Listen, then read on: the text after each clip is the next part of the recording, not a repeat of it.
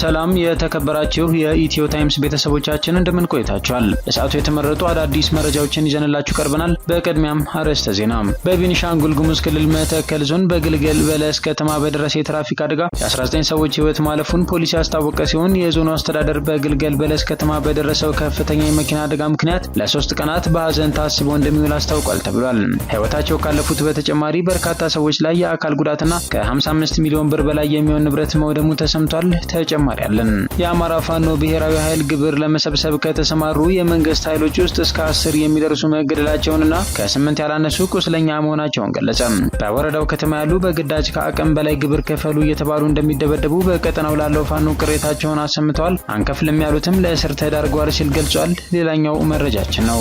የኢንፎርሜሽን መረብ ደህንነት አስተዳደር ቁልፍ የሆኑ ተቋማት ለሳይበር ጥቃት ሰለባ እንዳይሆኑ ጥብቅ ጥበቃ እያደረገ መሆኑን ያስታወቀ ሲሆን ብሔራዊ የሳይበር አደጋ ምላሽ መስጫ ማዕከል ሳምንቱን ሙሉ ለ24 ሰዓታት ምላሽ መስጠት በሚያስችል መልኩ መደራጀቱን ገልጿል። በዚህም በአገሪቱ በተለያዩ ዘርፎች ማልማት ለሚፈልጉ ባለሀብቶች ደህንነታቸው የተረጋገጠ መሰረተ ልማቶች መኖራቸው ተጨማሪ ድል መሆኑም ተመላክቷል።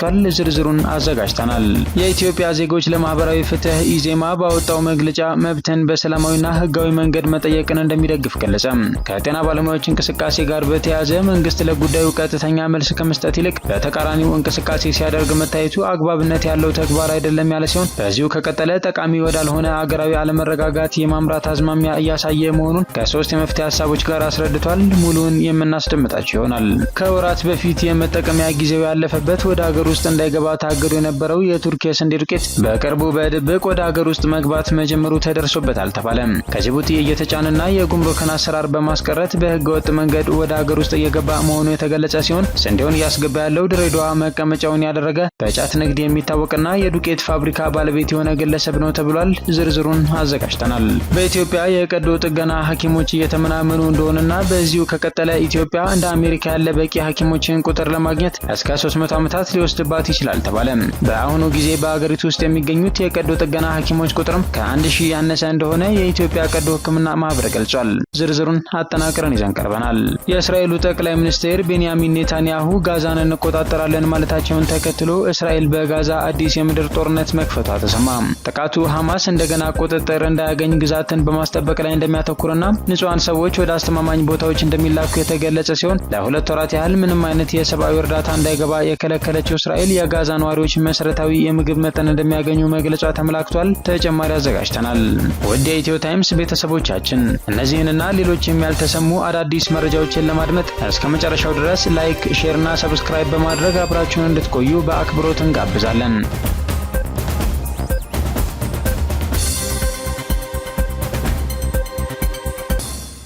በፌዴራል ደረጃ ካሉ የባለድርሻ አካላት ሀገራዊ የምክክር አጀንዳዎችን የማሰባሰቢያ መድረክ ከአንድ ሳምንት በኋላ ሊካሄድ ነው ተባለ። በፌዴራል ደረጃ ባሉ የባለድርሻ አካላት የሚደረገው የሀገራዊ ምክክርና የአጀንዳ ማሰባሰብ መድረክ ከአንድ ሳምንት በኋላ እንደሚካሄድ የኢትዮጵያ ሀገራዊ ምክክር ኮሚሽን ምክትል ዋና ኮሚሽነር ሂሩት ገብረስላሴ ተናገሩ። በዚህ መድረክ ላይ የመከላከያ ሰራዊት አባላት፣ ሀገር አቀፍ የፖለቲካ ፓርቲዎችና የሲቪል ማህበራት ተወካዮችን ጨምሮም 38 የባለድርሻ አካላት ይሳተፋሉ ተብሏል። ባለፈው ታህሳስ ወር የስራ ዘመኑ ለተጨማሪ 1 ዓመት የተራዘመለት የሀገራዊ ምክክር ኮሚሽን በሀገር አቀፍ ደረጃ ለሚካሄደው ምክክር የሚቀርቡ አጀንዳዎችን ከክልሎችና ከከተማ አስተዳደሮች ሲያሰባስብ ቆይቷል።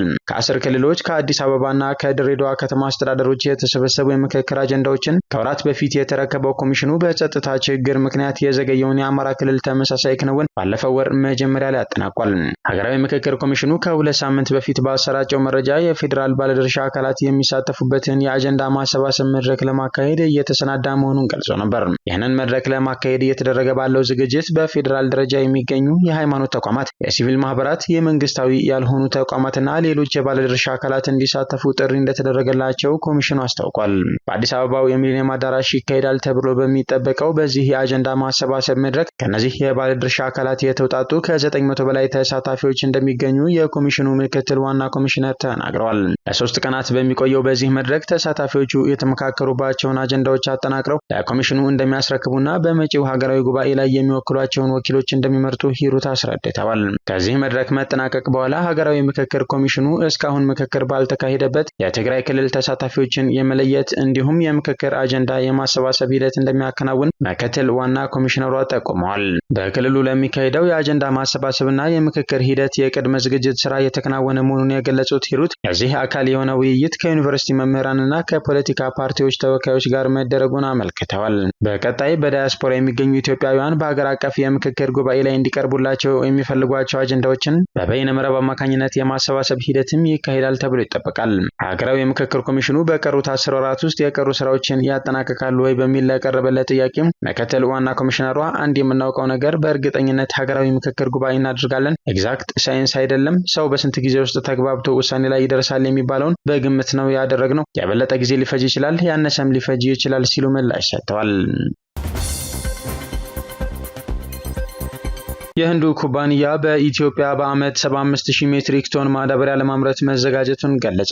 የህንዱ ኦላይድ ኬሚካልስ ኩባንያ በኢትዮጵያ ኦሮሚያ ክልል አዳማ ከተማ በዓመት 75000 ሜትሪክ ቶን ማዳበሪያ ለማምረት መዘጋጀቱን ገልጿል። በመጪዎቹ 2 ወራት የሙከራ ምርት ይጀምራል የተባለው የማዳበሪያ ፋብሪካው ግንባታው ተጠናቆ አብዛኛዎቹ ማሽነሪዎች ወደ ሀገር ውስጥ መግባታቸውን የድርጅቱ ምክትል ዋና ስራ አስፈጻሚ ሚኒስቴር ራጋቭ ሼቴ ተናግረዋል። ኢትዮጵያ ከፍተኛ የማዳበሪያ ፍላጎት እንዳላት በመረዳት ወደ ስራ መገባቱን የተናገሩት ሚስተር ሼቴ ሁሉም ማሽነሪዎች ተጠናቀው ሲገቡ የማምረት ስራው እንደሚጀመር ገልጸዋል። ለማዳበሪያ ፋብሪካው መነሻ ካፒታል 113 ሚሊዮን ብር የተመደበ ሲሆን የማዳበሪያና የናይትሮጅን ውህድ ለማምረት የሚያስችል ፈቃድ ከኢትዮጵያ ኢንቨስትመንት ኮሚሽን መውሰዱን ሪፖርተር ጋዜጣ ዘግቧል። በኢትዮጵያ ያለው የጸጥታ ሁኔታ አስተማማኝ ከሆነና የመንግስት ድጋፍ ከታከለበት ኢትዮጵያ ከሚያስፈልጋት የማዳበሪያ አቅርቦት ግማሽ ያህሉን ማምረት የሚቻልበት አቅም መኖሩን ምክትል ዋና ስራ አስፈጻሚው መናገራቸውን ዘገባው አመላክቷል። ኢትዮጵያ በየዓመቱ 24 ሚሊዮን ኩንታል ማዳበሪያ እንደሚያስፈልጋትና ይህንን ፍላጎት ለማሟላትም በየቀኑ 150,000 ኩንታል ማዳበሪያ ወደ ሀገር ውስጥ እንደምታጓጉዝ ጠቅላይ ሚኒስትር ዶክተር አብይ አህመድ ከዚህ ቀደም መናገራቸው ይታወሳል። የማዳበሪያ ጥያቄን በዘላቂነት ለመፍታት ማዳበሪያ በሀገር ውስጥ ለማምረት መታቀዱንና ከግሉ ዘርፍ ጋር በመተሳሰር ለመስራት እየተጋን ነው ሲሉ ጠቅላይ ሚኒስትሩ ከ2 ወራት በፊት በህዝብ ተወካዮች ምክር ቤት ባደረጉት ንግግር መናገራቸውም አይዘነጋም። የአማራ ፋኖ ብሔራዊ ኃይል አፋባሃ ንጉስ ሚካኤል ኮር ዳግም ክተት ወረኢሉ ክፍለ ጦር ሚያዝያ 11 ቀን 2017 ዓ.ም በወረኢሉና ለገሂዳ ወረዳ አዋሳኝ ሸክፍ ቀጠና ግብር ለመሰብሰብ ያገዛዙ ጥምር ጦር እንቅስቃሴ ቢያደርግም የታየ ተሰማ ሻለቃ በከበባ በማስገባት ሙትና ቆስለኛ አድርጎታል ሲል ገለጸ። በዚህም እስከ 10 የሚደርሱ የጥምር ጦሩ አባላት መገደላቸውንና ከ8 ያላነሱ ቁስለኛ መሆናቸውን አመላክቷል። መንግስት የገጠመውን የገንዘብ እጥረት ከማህበረሰቡ እሰበስባለሁ ያለው እቅዱ አልተሳካለትም ያለው የአማራ ፋኖ ብሔራዊ ኃይል ህዝቡም ለራሱ መግደያ መክፈል እንደሌለበት አምኗል ሲል አመላክቷል። አክሎም በወረዳው ከተማ ያሉ በግዳጅ ከአቅም በላይ ክፈሉ እየተባሉ እንደሚደበደቡ በቀጠናው ላለው ፋኖ ቅሬታቸውን አሰምተዋል። ለልጆቻችን መግደያ አንከፍልም ያሉትን መንግስት አስሯቸዋል ሲሉ የአማራ ፋኖ ብሔራዊ ኃይል አፋባሃ በዛሬው ዕለት ባወጣው ዘገባ አመላክቷል። ቁልፍ የሆኑ ተቋማት የሳይበር ጥቃት ሰለባ እንዳይሆኑ ጥብቅ ጥበቃ እየተደረገ መሆኑ ተገለጸ። የኢንፎርሜሽን መረብ ደህንነት አስተዳደር ቁልፍ የሆኑ ተቋማት ለሳይበር ጥበቃ ሰለባ እንዳይሆኑ ጥብቅ ጥበቃ እያደረገ መሆኑን አስታውቋል። በሳምንቱ 7ቱንም ቀናት 24 ሰዓት በሙሉ ለሚፈጸሙ ጥቃቶች ምላሽ መስጠት የሚያስችል ብሔራዊ የሳይበር አደጋ ምላሽ መስጫ ማዕከል ይህንኑ ስራ በትኩረት እየሰራ እንዳለ የኢንፎርሜሽን መረብ ደህንነት አስተዳደር ምክትል ዋና ዳይሬክተር አቶ ዳንኤል ጉታ ተናግረዋል። አሁን ላይ በርካታ ተቋማት አገልግሎታቸውን እያዘመኑ መሆኑን በማመላከት በዛው ልክ አገልግሎቶቹ ለመረጃ ጠፊዎች ጥቃት ሰለባ እንዳይሆኑ አስተዳደሩ የትኛውም አገልግሎት ወደ ስራ ከመግባቱ በፊት ፍተሻና ማጣራት ተደርጎባቸው ወደ ስራ እንደሚገቡ አመላክተዋል። በተቋማት ላይ የሳይበር ጥቃት ቢደርስ እንኳን አፋጣኝ ምላሽ መስጠት የሚያስችል ብሔራዊ የሳይበር አደጋ ምላሽ መስጫ ማዕከል ሳምንቱን ሙሉ ለ24 ሰዓት ምላሽ መስጠት በሚያስችል መልኩ መደራጀቱን ነው ያብራሩት። በዚህም በአገሪቷ በተለያዩ ዘርፎች ማልማት ለሚፈልጉ ባለሀብቶች ደህንነታቸው የተረጋገጠ መሰረተ ልማቶች መኖራቸው ተጨማሪ ዕድል መሆኑን አመላክተዋል። አስተዳደሩ የደህንነት ፖሊሲዎችን፣ ደንቦችንና አዋጆችን በማውጣት በዘላቂነት ጥቃትን የመከላከል ብሎም የዲጂታል ሉዓላዊነትን የማረጋገጥ ስራ እየተሰራ መሆኑን ገልጸዋል። የኢትዮጵያ ዜጎች ለማህበራዊ ፍትህ ኢዜማ ግንቦት 10 ቀን 2017 ዓ.ም ባወጣው መግለጫ መብትን በሰላማዊና ህጋዊ መንገድ መጠየቅን እንደሚደግፍ ገለጸ። መግለጫው የኢትዮጵያ የጤና ባለሙያዎች ላለፉት ረጅም ዓመታት ከሙያቸው ጋር በተገናኘ በርካታ ጥያቄዎችን ሲያቀርቡ እንደነበረና ጉዳዩ ግን በቀጥታ የሚመለከተው የመንግስት አካል ቀና ምላሽ ከመስጠት ይልቅ በቸልተኝነት በማየት ተጨባጭ ያልሆነ ተስፋ ከመስጠት የዘለለ ይህ ነው የሚባል ተግባራዊ መፍትሄ ሲሰጥ እንዳልተስተዋለ ያመላከተ ሲሆን በተለይም ላለፈው አንድ ወር የጤና ባለሙያዎች ጥያቄያቸውን በጽሁፍ ጭምር እንዳሳወቁና መልስ እንዲሰጣቸው በአደባባይ እየጠየቁ የሚገኙ ቢሆንም መንግስት ለጉዳዩ ቀጥተኛ መልስ ከመስጠት ይልቅ በተቃራኒው እንቅስቃሴ ሲያደርግ መታየቱ አግባብነት ያለው ተግባር አይደለም ብለዋል። አክሎም የባለሙያዎችን ጥያቄ መጠየቅ ህገ መንግስታዊ መብት አክብሮ መንግስት በግልጽ ለጉዳዩ ትኩረት አለመስጠቱ፣ ችግራቸውን የመረዳት ፍላጎት እንዳለው ለማሳየት ሙከራ አለማድረጉና ማስፈራሪያ አዘል አቅላይ መንገድን መከተሉም ሲበስም የተደረጉ ሙከራዎች ካሉ በወቅቱ በተገቢው መንገድ አለማሳወቁ ኃላፊነትን በአግባቡ ካለመወጣት የሚመነጭ የመንግስት ስህተት ነው ያለው የኢዜማ መግለጫ የጤና ባለሙያዎቹን ጥያቄዎች ተገቢ መልስ የሚሰጥ የመንግስት አካል በመጥፋቱ ባለፈው ሳምንት ጥያቄው ከፍ ብሎ ወደ ከፊል ስራ ማቆም አድማ አምርቷል። በዚህም ምክንያት የጤና አገልግሎት ፈላጊው የማህበረሰቡ ክፍል ለእንግልትና ለስቃይ እየተዳረገ ይገኛል። በዚሁ ከቀጠለም ማህበረሰቡ ለተጨማሪ እንግልት እንዳይዳረግ ያሳስበናል ሲል ስጋቱን ገልጿል። ባለሙያዎቹ የፖለቲካ ዓላማ እንደሌላቸውና የትኛውም የፖለቲካ አካል ጥያቄያቸውን ተንተርሶ ትርፍ ለማግኘት እንዳይንቀሳቀስ ደጋግመው ማሳሰባቸው ከኢዜማ መርህ ጋር የሚስማማ በመሆኑ መልእክቱን በማክበር ኢዜማ ምንም አይነት ሀሳብ ላለመስጠት በጥንቃቄ ሲመለከት እንደቆየ ገልጾ ነገር ግን አሁን ያለው እንቅስቃሴ ወደ መፍትሄ ከማምራት ይልቅ እየተወሳሰበ ህዝቡን ከፍተኛ ዋጋ እንዳያስከፍል ብሎም ለተጨማሪ ሀገራዊ ትርምስ የሚጋብዝ እንዳይሆን ከፍተኛ ጥንቃቄ የሚያስፈልገው ደረጃ ላይ መገኘቱ እንዳሳሰበው አመላክቷል። ሂደቱ በዚሁ ከቀጠለ በተግባር ለባለሙያው ጥያቄ መልስ ከማስገኘት ይልቅ ጠቃሚ ወዳልሆነ አገራዊ አለመረጋጋት የማምራት አዝማሚያ እያሳየ ነው ሲልም አክሏል። ኢዜማ የጤና ባለሙያዎችን ጥያቄ በአግባቡ እንደሚረዳውና መብትን በሰላማዊ መንገድ መጠየቅንም የሚደግፈው ተግባር መሆኑን የገለጸ ሲሆን በእርግጥ መብትን ለማስከበር የሚካሄድበት ስልት ግን ዜጎችን ለአደጋ የማያጋልጥ ሊሆን ይገባል የሚል ጽኑ እምነት አለን ብሏል። የስራ ማቆም አድማ የማድረግ መብት ለጤናው ዘርፍ ሲሆን ከፍተኛ ገፈት ቀማሹ የሕክምና አገልግሎት ለማግኘት ወደ ተለያዩ የሕክምና ተቋማት የሚመጣው የህብረተሰብ ክፍል እንደሆነ የሚያስረዳው መግለጫ ይህ ከመሆኑ አንጻር አጣዳፊ ሕክምና የሚፈልጉ ዜጎች በስቃይ ውስጥ የመቆየት ብሎም የመኖር ያለመኖር አጣብቂኝ ውስጥ የሚከት በመሆኑ እንዲሁም ተያያዥ የሞራል ጥያቄ የሚያስነሳ ከመሆኑ አንጻር ትክክለኛ ስልት አይሆንም በማለት የእንቅስቃሴውን ተመራጭ ስልት አለመሆን ጠቁሟል። ይህንን ታሳቢ በማድረግም ወደ መፍትሄው ለመሄድና ካላስፈላጊ ውጥረት ለመውጣት 3 ነጥቦችን በመግለጫው አስፍሯል። አንደኛ፣ መንግስት ስህተቱን አምኖ ያለምንም ቅድመ ሁኔታ እየተደረገ ካለው የመብት ጥያቄ ጋር በተያያዘ የታሰሩ የጤና ባለሙያዎችን እንዲፈታ፣ ሌላውም በመገናኛ ብዙሃን ወጥቶ ለባለሙያዎቹ ጥያቄዎች ያለውን መረዳት በአግባቡ እንዲገልጽ እንዲሁም ለመፍትሄው ከባለሙያዎቹ ጋር ተባብሮ እንደሚሰራ ቃል እንዲገባ እንጠይቃለን። ሁለተኛ፣ የጤና ባለሙያዎችም ከስራ ማቆም አድማው ተመልሰው የመፍትሄው አካል ለመሆን በጋራ እንዲሰሩ እንጠይቃለን። ሶስተኛ፣ የጤና ባለሙያ ማህበራትን ያቀፈና የሚመለከታቸውን የመንግስት አካላት ያካተተም ብሔራዊ ግብረ ኃይል ተቋቁሞ በአጭር ጊዜ፣ በመካከለኛ ጊዜ እንዲሁም በረጅም ጊዜ ሊፈቱ የሚችሉ ጥያቄዎችን በመለየት ግብረ ኃይሉ ለባለሙያውና ለማህበረሰቡ የደረሰበትን ውጤት በመገናኛ ብዙሃን እንዲያሳውቅ ምክረ ሀሳባችንን እናቀርባለን ብሏል። በመጨረሻም በባለሙያዎቹ ደጋግሞ እንደተባለው ከዚህ ሂደት የፖለቲካ ትርፍ ለማግኘት መሞከርን ፓርቲው አብዝቶ የሚጸየፈው መሆኑን አስምሮ በማረጋገጥ ይህን መጥፎ ሁኔታ እንደ መልካም አጋጣሚ ተጠቅሞ ሀገራዊ ትርምስና ሁከት በመፍጠር መንግስት ላይ ያለን የፖለቲካ ቅሬታ መወጣጫ ለማድረግ መሞከርም ሆነ ሌሎች አድማዎችን አቀጣጥሎ የመንግስት ስልጣን ለመነቅነቅ የሚሞከር የሞኝ ሙከራ ጊዜው ያለፈበት የከሰረ መንገድ አድርገን የምንረዳው መሆኑን ለመግለጽ እንፈልጋለን ብሏል። አክሎም በዚህ የመብት ትግል ውስጥ በሰላማዊ መንገድ ስለተሳተፉ እስር፣ እንግልትና አፈና ለደረሰባችሁ የጤና ባለሙያዎች ሁሉ የተሰማንን ሀዘን እየገለጽን በህጋዊና ሰላማዊ መንገድ መብትን መጠየቅ በምንም መልኩ ሊያሳስርና ሊያሳፍን እንደማይገባ፣ በዚህ መንገድ ጥያቄውን ለማፈን መንግስት እየወሰደ ያለውን እርምጃ በአስቸኳይ እንዲያቆም ድርጊቱን እኛም አጥብቀን የምናወግዝ መሆኑን ለማሳወቅ እንወዳለን ሲል የኢትዮጵያ ዜጎች ለማህበራዊ ፍትህ ኢዜማ ግንቦት 10 ቀን 2017 ዓ.ም ባወጣው መግለጫ አስረድቷል። በኢትዮጵያ የቀዶ ጥገና ሐኪሞች እየተመናመኑ ነው ተባለ።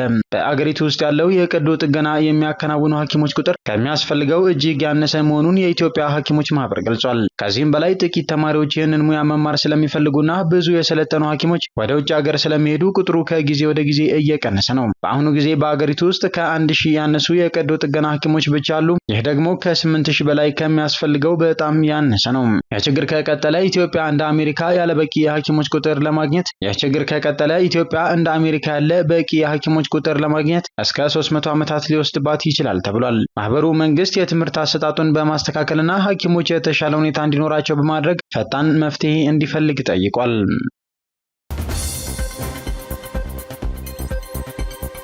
አስገዳጅ የቦንድ ግዢዎችና የብድር ጣሪያ ገደብ መመሪያዎች ሊሻሩ ነው። ለባንኮች የጥሬ ገንዘብ እጥረት እንደ ምክንያት ሲጠቀሱ የነበሩት አስገዳጅ የቦንድ ግዢና የብድር ጣሪያ ገደብ የሚደነግጉ መመሪያዎች እንደሚሻሩ ታወቀም። የኢትዮጵያ ብሔራዊ ባንክ ገዥ አቶ ማሞ ምህረቱ ለ2 ቀናት ሲካሄድ በቆየውና አርብ ዕለት ግንቦት 8 ቀን 2017 ዓ.ም በተጠናቀቀው የኢትዮጵያ የፋይናንስ ፎረም መክፈቻ ፕሮግራም ላይ ባንኮች የተለያዩ የቦንድ ግዢዎችን እንዲፈጽሙ የሚያስገድዷቸው መመሪያዎች የሚሻሩ መሆኑን አስታውቋል። ከዚህም በተጨማሪ ላለፉት 2 ዓመታት በባንኮች ላይ ተጥሎ የነበረው የብድር ገደብ ጣሪያ እንደሚነሳም ገልጸዋል። የፋይናንስ ዘርፉን የተመለከቱ በቀጣይ ይወሰዳሉ ተብለው ከሚጠበቁ ተግባራት መካከል እነዚህን መመሪያዎች ሙሉ በሙሉ መሻር እንደሆነም ከአቶ ማሞ ማብራሪያ ለመረዳት ተችሏል። በዚህም መሰረት ባንኮች በአስገዳጅ ሁኔታ የሚገዙትን ቦንድ የተመለከተው መመሪያ በሰኔ ወር ጁን 2025 ሙሉ በሙሉ እንደሚነሳ፣ የብድር ገደቡን የሚመለከተው መመሪያ ደግሞ ከመስከረም 2018 ዓ.ም ጀምሮ ይሰራል ተብሏል።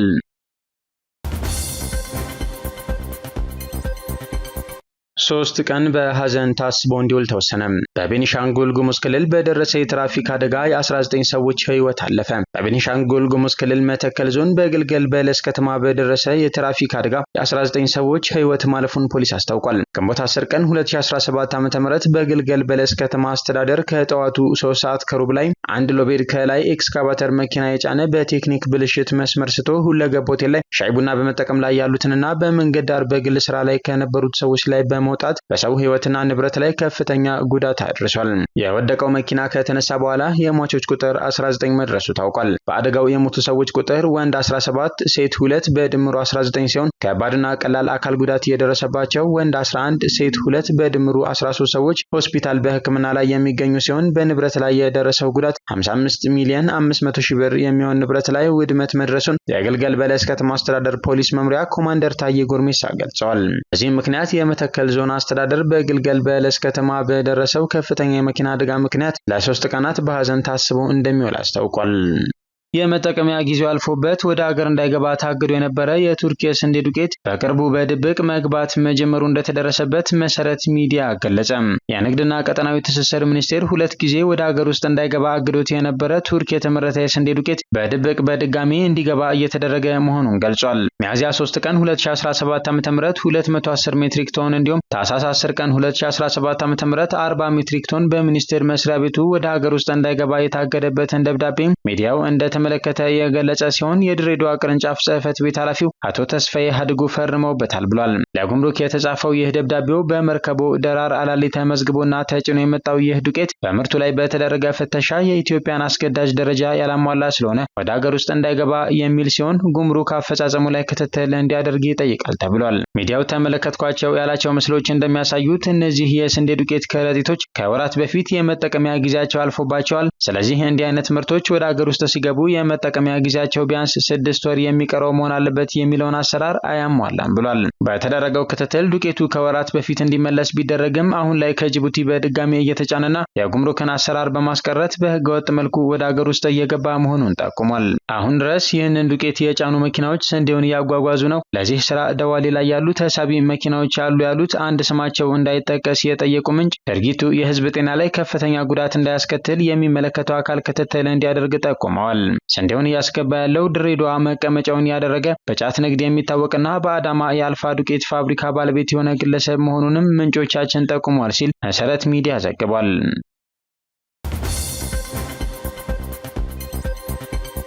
የእስራኤሉ ጠቅላይ ሚኒስትር ቤንያሚን ኔታንያሁ ጋዛን እንቆጣጠራለን ማለታቸውን ተከትሎ እስራኤል በጋዛ አዲስ የምድር ጦርነት መክፈቷን ገለጸች። የእስራኤል መከላከያ ኃይል ቃል አቀባይ ብርጋዴር ጀነራል ኤፊ ዴፍሪን እንደተናገሩት ዘመቻው ከዚህ ቀደም ከነበሩት ጥቃቶች በተለየ መልኩ ሐማስ እንደገና ቁጥጥር እንዳያገኝ ግዛትን በማስጠበቅ ላይ ያተኩራል ብለዋል። እየገፋን ነው እና እኛን ሊያቆመን የሚችለው ብቸኛው ነገር የታጋቾቹ ወደ ቤታቸው መመለስ ብቻ ነው ብለዋል። ባለስልጣኑ ንጹሐን ሰዎች ወደ አስተማማኝ ቦታዎች እንደሚላኩ ገልጸዋል። እስራኤል ለ2 ወራት ያህል ምንም አይነት የሰብአዊ እርዳታ እንዳይገባ ከከለከለች በኋላ እሁድ ዕለት ወታደራዊ ዘመቻዎችን ማስፋት አስፈላጊ በመሆኑ ምክንያት የጋዛ ነዋሪዎች መሰረታዊ የምግብ መጠን እንደሚያገኙ አስታውቃለች።